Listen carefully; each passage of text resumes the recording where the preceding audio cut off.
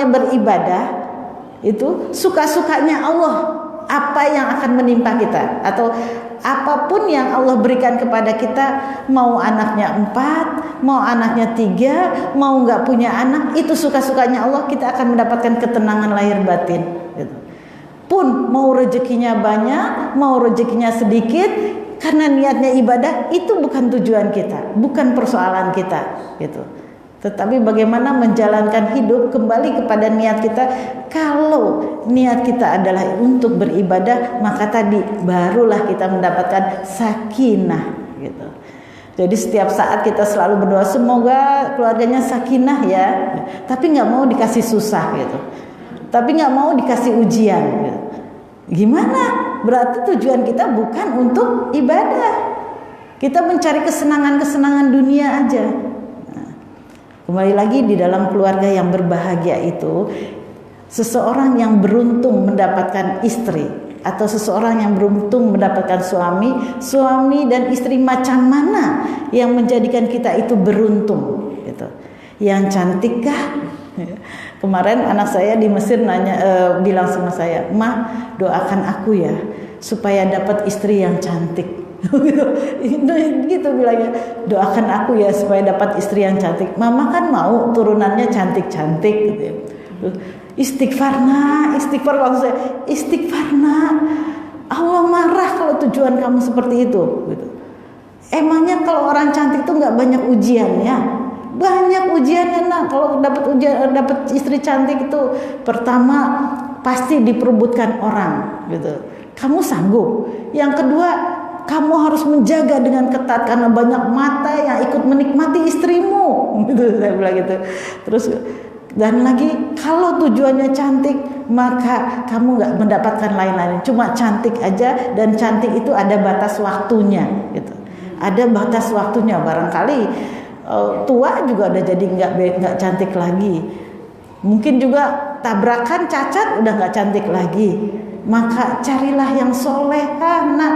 Pokoknya udah nggak ada lagi. Yang pertama adalah soleha. Kalau kamu mencari solehahnya, maka semua kamu dapatkan gitu. Orang wanita soleha itu akan terlihat seperti cantik gitu.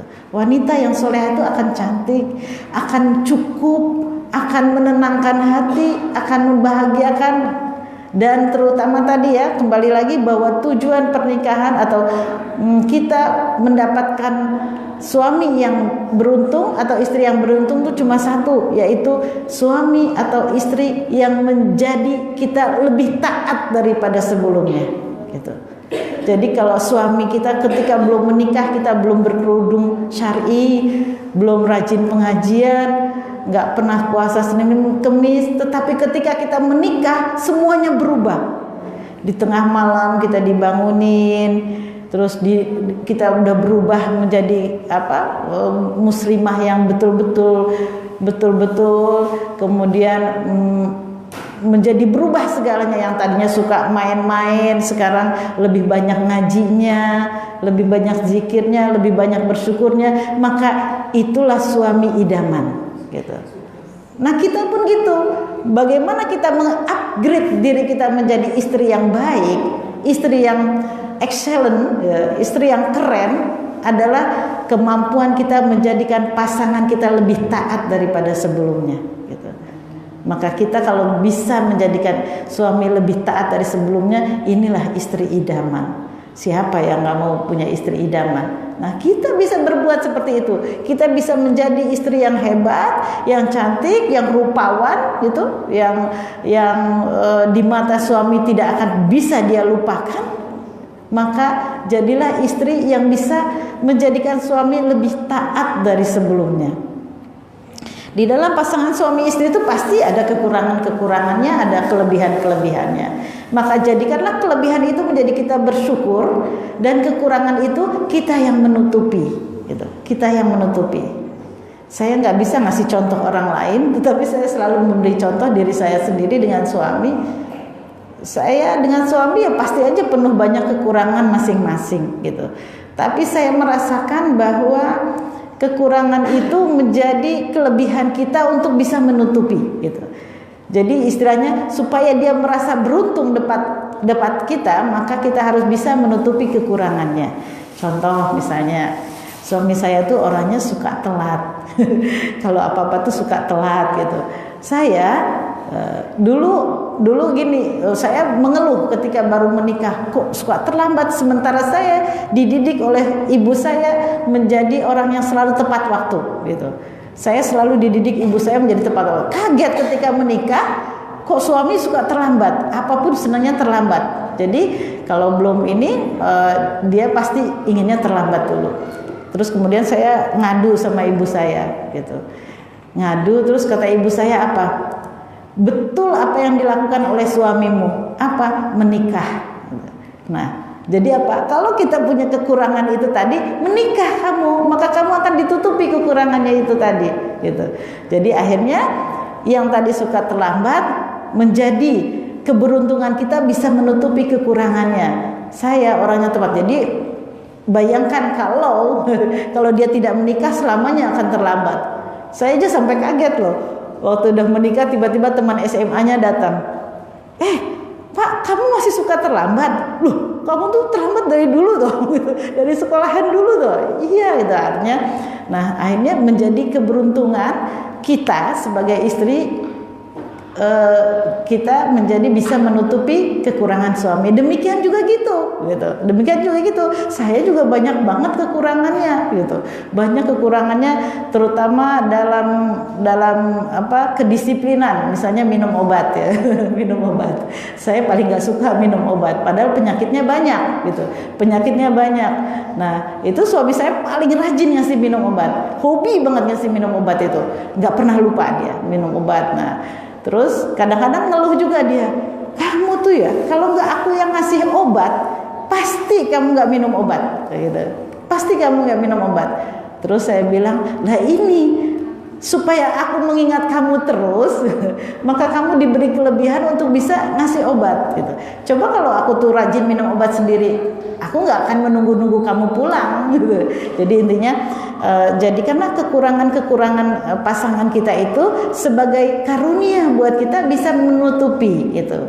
Banyak hal-hal yang terjadi pasti. Jadi bukan untuk dikeluhkan lagi gitu. Bukan dikeluhkan lagi.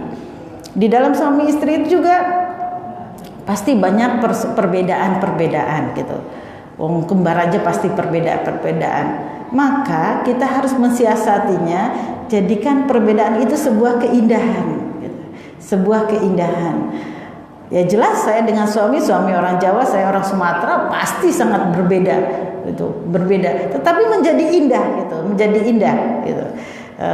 Apa yang baik dari kebiasaan orang Jawa kita kagumi dan kita ikuti. Demikian juga sebaliknya. Jadi menikah tuh bukan untuk menghilangkan perbedaan. Sampai mati kita nggak akan bisa sama gitu. Udah dari dulu saya tuh pengen dia itu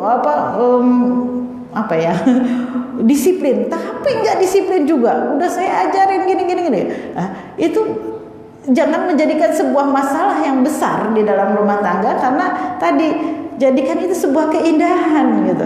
Perbedaan itu sebuah keindahan. Nah, disitulah nanti kalau niat kita memang untuk ibadah karena Allah tadi untuk beribadah, maka tadi semua hal yang menjadikan kita akan ribut, itu akan menjadi sakinah gitu. Sakinah. Beda kalau kita mencari kebahagiaan di dalam, saya menikah dengan kamu karena saya ingin bahagia. Ingin bahagia. Maka yang akan kita dapati cuma kekecewaan. Saya berharap suami saya tuh seperti ini, ternyata berbeda gitu. Akhirnya kecewa, sakit hati. Saya tuh gak suka suami saya main-main keluyuran, ternyata seperti ini. Hanya sakit hati yang ada. Jadi kalau kita bergantung pada kebahagiaan, maka kita hanya akan mendapatkan kekecewaan. Tetapi tadi kalau kita beribadah, ya Allah, saya melakukan ini karena untuk beribadah, maka seberat apapun yang kita dapatkan, ujian seberat apapun, Allah akan menitipkan rasa sakinah dalam diri kita. Jadi kegelisahan yang kita hadapi itu tergantung naik turunnya iman kita. Kalau kita tenang di dalam hidup ini, maka di situ ternyata iman kita sedang naik, gitu, naik. Kalau ujian dan sebagainya itu sudah pasti ada, pasti banyak, gitu. Gak mungkin orang itu tanpa ujian. Tetapi bagaimana mensikapi ujian tadi, itulah tergantung keimanan. Jadi kembali lagi, kegelisahan seseorang itu tergantung dari keimanannya. Jadi kalau orang banyak marah, banyak mengeluh gitu, banyak susah, itu perhatikan iman kita sedang di mana gitu. Sedang di mana gitu. Nah, contoh misalnya kalau anak kita punya anak sakit gitu, stip gitu, sakit panas, maka bagaimana kita menghadapi anak itu? Panikkah gitu? Panikkah terus kemudian tidak tahu apa yang dikerjakan? Berarti itu juga tergantung keimanan. Seseorang yang imannya tinggi maka dikaruniai Allah ketenangan. Bagaimana dia menghadapi kepanikan tadi gitu, kepanikan tadi. Contoh misalnya kita kehilangan HP ya, kehilangan HP. Kita bisa tahu di mana orang yang imannya baik dengan imannya turun gitu. Kalau iman yang baik langsung dia kontak sama Allah gitu. Langsung kontak sama Allah, ya Allah, innalillahi wa inna ilaihi rajiun. Tidak mungkin terjadi kalau bukan seizinnya. Nah, tenang gitu. Tapi kalau aduh gimana nih? Datanya hilang semua. Ini penting-penting foto-fotonya gitu. Padahal jangankan HP, nyawa kita aja bisa hilang kok. Yang penuh data ini gitu. Kepala kita kan banyak data, bisa hilang kok. Kenapa harus kita panik? Nah, itu tadi ya. Jadi orang yang diberi kesakinahan itu tidak akan pernah merasa panik gitu, merasa panik. Dihadapi aja semua yang terjadi itu. Dihadapi semua yang terjadi. Saya kebetulan punya yang bantu-bantu di rumah. Ini luar biasa sekali. Suaminya baru meninggal 2 tahun yang lalu, meninggalkan anak 3 masih kecil-kecil gitu. Yang paling gede kelas 6 SD, terus kelas 3 SD, terus TK gitu.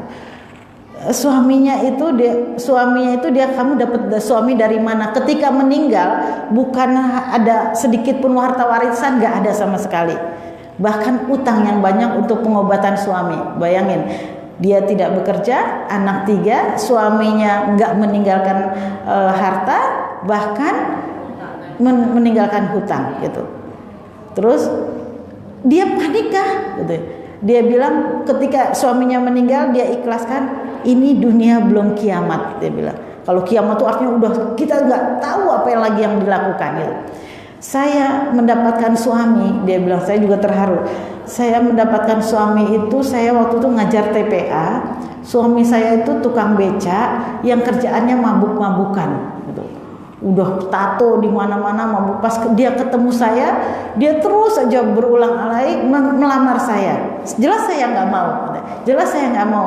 Tapi ketika dia bilang gini, kalau aku menikah dengan kamu, aku akan menjadi baik. Gitu. Nah disitulah saya bilang egois banget. Saya dari kecil dididik dengan baik, ngajar TPA gitu, tidak pernah meninggalkan sholat, tidak pernah meninggalkan Senin Kamis. Kok orang mau baik saya tolak gitu. Bagaimana pertanggungjawaban saya dengan Allah? Dia bilang gitu. Akhirnya diterima gitu. Dan betul Bu, sejak nikah pertama sampai dengan dia meninggal, dia tidak pernah hilang dari sholat tahajudnya. Bayangin, dari seorang yang peminum, tatoan, saking bersyukurnya dia tidak pernah meninggalkan sholat tahajudnya gitu. Dia justru bangunin saya, puasa Senin Kemis, dan dia banyak sekali mengajarkan kesabaran kepada saya. Sehingga ketika dia meninggal, sedikit pun saya tidak takut dengan kehidupan yang akan terjadi gitu. Terus akhirnya saya kumpulin anak-anak saya yang kecil. Dia bilang, sekarang bapak sudah meninggal, kita tidak punya apa-apa lagi, dan ibu harus kerja untuk nyaur utang. Bagaimanapun hutang bapak harus kita lunasi. Artinya apa anakku? Kalau tidak kita ciptakan bahagia sendiri, maka kita selamanya akan menderita, akan merasa menderita. Jadi kalian jangan bikin sesuatu yang bikin sedih gitu. Ciptakanlah kebahagiaan kita sendiri, karena tidak ada yang bisa memberikan kebahagiaan selain Allah. Anaknya masih belum ngerti, tapi akhirnya ternyata di dalam perjalanan keluarganya apa? Ketika yang kecil nangis pengen es krim, "Ma, pengen es krim." "Dari mana coba uang es krim?" kata dia. "Dari mana saya beli es krim? Buat makan aja susah. Saya kerja jadi buruh nyuci dari beberapa rumah hanya untuk makan sedikit dan bayar utang." Gitu. Terus akhirnya kakaknya yang nomor 2 datang bawa ini singkong dikasih sunduk gitu, "Ini es krim," gitu. Akhirnya ketawa semua gitu. Nah, itulah yang dimaksud kita menciptakan kebahagiaan sendiri gitu ya. Terus akhirnya dia anak yang lain ada aja kan, dia sehari hanya punya uang 7.000 rupiah gitu. Tiap hari dia hanya pegang 7.000, cukup, selalu cukup, karena dia gajinya 15.000, sisanya dia tabung buat bayar utang gitu. Terus akhirnya dia anaknya yang tengah, "Ma, aku pengen makan ayam, pengen sekali-kali makannya sayur terus gitu." 7.000 dari mana? Saya beliin sayur buat seharian, jadi makan hanya pakai sayur. "Ma, aku pengen makan pakai ayam." Itu saya sedikit pun nggak mau bikin ini tuh sebuah yang nelongso. Ya Allah, kapan saya bisa makan ayam? Saya enggak gitu, karena memang ini adalah kehidupan yang telah Allah tentukan buat saya. Bisa dia ngomong gitu. Ini adalah Allah telah menentukan saya seperti ini, maka ini yang harus saya jalani. Karena hidup ini kan suka-sukanya Allah gitu. Terus akhirnya dia bilang sama anaknya, "Nak, sekarang kalian harus belajar, Iqra-nya diselesaikan. Ini sebulan lagi kita bulan puasa. Yang bisa baca Quran, kita bisa ikut takjil." Gitu. Kita bisa ikut takjil. Gitu. Terus akhirnya anak-anaknya jadi rajin belajar Al-Quran. Dan kemudian puasa penuh itu di masjid. "Waduh Bu, setiap hari makan enak-enak," kata dia gitu. Jadi apa yang harus kita takutkan lagi gitu. Dan luar biasanya, dari kehidupan yang begitu minim, begitu susah, tetapi selalu bergembira. Apa yang terjadi ketika saya datang ke rumahnya? Ya, saya datang ke rumahnya, nggak ada barang berharga di rumahnya, kamar pun nggak ada, kasur pun nggak ada, semua tikar, lepek-lepek gitu. Tapi ada satu lemari buruk ya, lemari jelek, isinya apa? Piala semua. Gitu. 3 anaknya berprestasi semua. Ada yang lomba renang juara terus gitu. Ada yang lomba taekwondo. Jadi bagaimanapun ibunya kalau anaknya butuh untuk latihan, dia lakukan gitu. Tapi sekarang saya udah nggak bayar lagi Bu latihannya, karena anak-anak sudah juara dan anak-anak sudah punya tabungan buat beasiswa dia ke depan. Nah, ini kita percaya bahwa tadi apa yang menurut kita buruk, apa yang menurut kita tidak mungkin menjadi mungkin. Saya aja nggak ada, anak saya punya piala, itu penuh pialanya.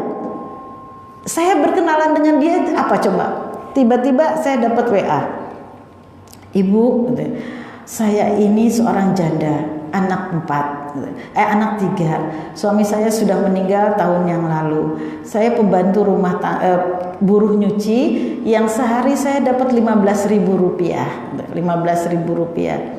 Tapi saya pengen nabung buat umroh. Boleh nggak nabung sama ibu? Boleh nggak saya nabung sama ibu? Saya 10 tahun, 20 tahun, 30 tahun pun nggak apa-apa," kata dia. Pun nggak apa-apa. Terus saya kan terharu, kok ini sampai kayak gini gitu ya. Akhirnya saya hubungi dianya, ternyata benar. "Iya saya Bu, saya entah gimana gara-gara saya pengen umroh. Kenapa? Saya membersihkan lemari suami saya. Tiba-tiba di dalamnya tuh ada tabungan gitu, tabungan isinya 50.000, 50.000 2 kali, 50 di luarnya tabungan ini saya khususkan buat umroh istri saya." Tapi diumpetin, istrinya nggak tahu. Jadi si suami itu sudah sangat niat untuk Untuk mengumrohkan istrinya. Jadi saya terharu. Jadi keinginan suami saya harus saya penuhi. Dia bilang itu, harus saya penuhi. Akhirnya dia nulis gitu, "Saya mau nabung sama ibu 10 tahun, 20 tahun, 30 tahun pun tidak apa-apa. Saya bisa kok Bu nabung berapapun ya, misalnya kalau di bank kan nggak bisa Bu nabung 5.000, kalau di tempat ibu kan bisa." Terus WA dia itu saya share di Facebook gitu. Saya share di Facebook. Terus tangting dari teman-teman, itu siapa itu? Ini saya nitip ya, pada nitip uang gitu, nitip uang. Oh, saya nitip 1 juta, nitip juga.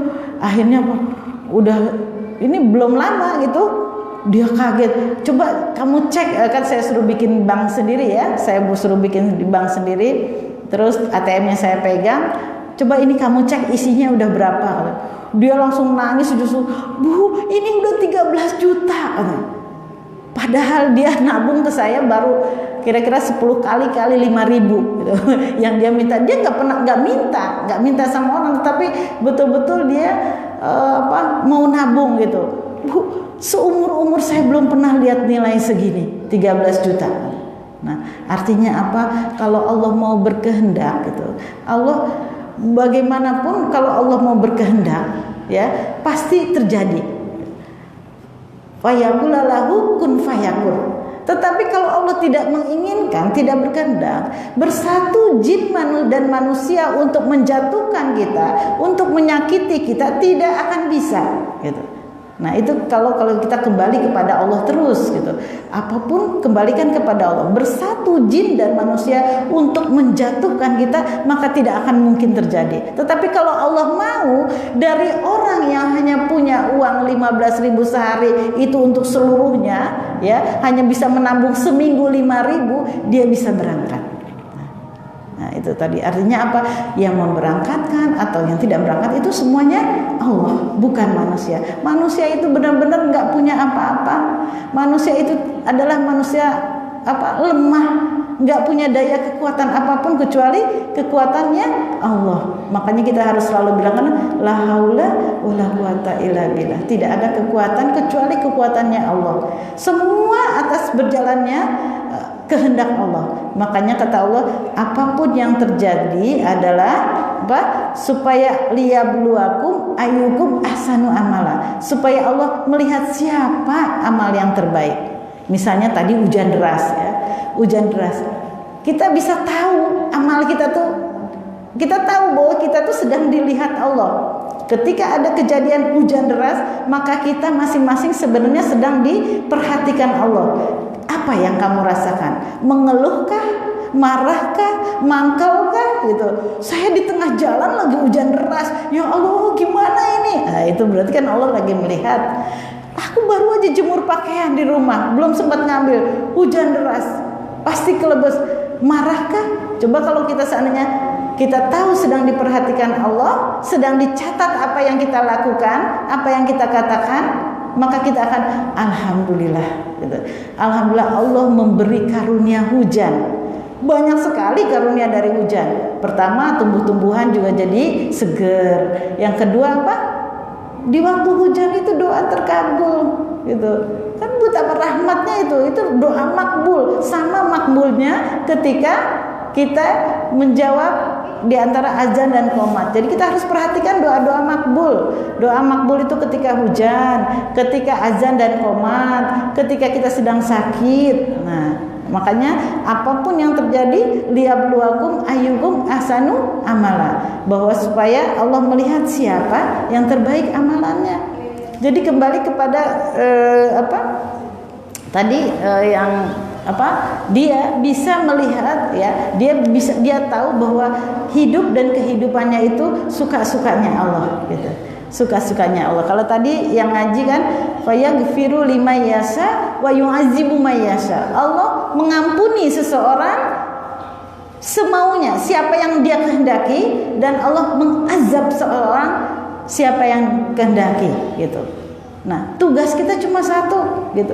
Tugas kita adalah tadi, bagaimana kita menjadikan segala sesuatu apapun itu sebagai ibadah kepada Allah Subhanahu wa taala. Kita diberi karunia, kita diberi kebahagiaan untuk beribadah kepada Allah Subhanahu wa taala. Kita diberi ujian, kita diberi cobaan untuk beribadah kepada Allah Subhanahu wa taala. Termasuk tadi kembali lagi di dalam berkeluarga, bahwa di dalam berkeluarga itu bukan untuk mencari kebahagiaan, tetapi mencari untuk sebagai ibadah kepada Allah Subhanahu wa taala. Kalau di dalam setiap hidup dan kehidupan kita itu sudah untuk beribadah gitu ya. Apapun yang terjadi adalah ibadah. Apa yang Allah suka itu yang dikerjakan, apa yang Allah tidak suka itu yang ditinggalkan. Maka ketika pada akhirnya hidup kita akan tersenyum bahwa sebentar lagi kita akan berjumpa dengan Allah gitu. Kita akan berjumpa dengan Allah. Karena apa? Seluruh hidup dan kehidupan kita itu untuk beribadah kepada Allah Subhanahu wa taala.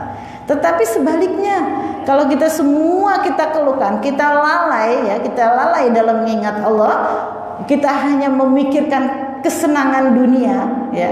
Kesenangan dunia itu banyak ya. Bahwa zuina linnasi hubus syahwat minan nisa'i, anak-anak perempuan, anak-anak, kuda tunggangan itu mobil ya, kendaraan, terus kebun yang luas itu adalah kecintaan kita terhadap dunia melebihi kecintaan kita kepada Allah. Maka disitulah hati kita yang akan selalu merasa sakit. Kalau dunia terlalu mengikat kita, kencang di dalam hati kita, maka apa yang terjadi? Meninggalnya sakit gitu. Susah dia untuk meninggal dunia itu susah. Karena apa? Terlalu kencang. Di dalamnya itu istri, anak-anak dan suami gitu. Maka tadi ketika berkeluarga bukan untuk kita mencari cinta suami gitu. Bukan untuk mencari cinta suami, sehingga apa? Suami kemana kita pelototin, kita curigain gitu. Dia baru ngobrol sama siapa kita marah-marah. Itu karena saking cintanya kita pada suami. Ya saya kan cinta mas sama kamu gitu kan. Akhirnya apa? Adanya curiga, marah gitu. Akhirnya kita akan merasa sakit terus kalau kita hidup berkeluarga untuk mencintai suami. Pun gitu, kalau untuk terlalu mencintai anak, nanti anaknya sakit sedikit kita udah susah, terus terlambat sedikit kita udah bingung, nggak berani masukin ke pondok ya. Akhirnya itu yang terjadi, kita terlalu cinta terhadap suami, terhadap anak, kita adanya sakit gitu, bingung, marah. Tetapi coba kita bukan cinta terhadap suami, tetapi terhadap Allah cinta kita, maka Allah akan mencukupkan itu semua. Emangnya kita akan bersandar sama suami gitu. Saya kalau nggak ada suami saya bakal mati. Saya mendingan mati gitu. Suami itu kan juga manusia. Sama-sama nebeng di buminya Allah. Sama-sama lemah gitu. Ada lagi, saya kalau nggak ada anak saya di rumah, maka saya nggak berbahagia. Susah saya mikirin anak terus. Nah, ini yang harus kita koreksi. Yang harus kita koreksi bahwa cinta kita hanya kepada Allah Subhanahu wa taala. Maka Allah akan mencukupkan semua. Maka ketika suami pergi kita tenang. Karena apa? Suami dan kita cinta kepada Allah. Orang yang cinta kepada Allah, bagaimana mungkin dia akan nyeleweng? Bagaimana mungkin dia akan korupsi? Bagaimana mungkin dia akan berzina? Gitu. Bagaimana mungkin dia kalau sekarang lagi musim reuni balik lagi kepada mantannya? Karena apa? Dia sudah terpaut hatinya kepada Allah Subhanahu wa taala. Makanya tadi, kalau kita menjadikan keluarga kita itu cinta kepada Allah, Allah akan mencukupkan semuanya.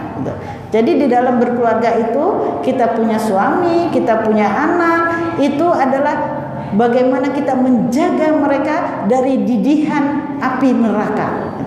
Kita tahu kan, ku anfusakum wa ahlikum nar. Jaga dirimu dan keluargamu dari api neraka. Itu aja, gitu. Itu aja. Jadi takut kita. Pokoknya dalam berkeluarga ini bagaimana menjaga keluarga kita dari mendidihnya api neraka. Maka kita nggak sungkan-sungkan marahin anak.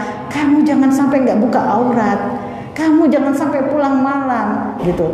Karena apa? Bukan karena kita takut, tapi tadi Allah nggak suka itu. Terhadap suami juga, Mas, kamu jangan dekat-dekat sama perempuan. Bukan aku takut kamu selingkuh dan sebagainya, tapi Allah nggak suka itu. Allah melihat kamu. Nah, jadi menjadikan kita itu selalu diperhatikan Allah. Sama anak-anak juga coba. Kalau kita sudah bisa menjadikan anak itu selalu diperhatikan Allah, ya, mama nggak bisa melihat kamu di mana, tetapi Allah melihat kamu, itu aman, itu aman. Kita selalu merasa aku nggak bisa pergi dari sini, aku nggak bisa ikut pengajian, nanti anakku gimana di rumah gitu. Nggak ada yang merhatiin. Nah, itu susahan kita.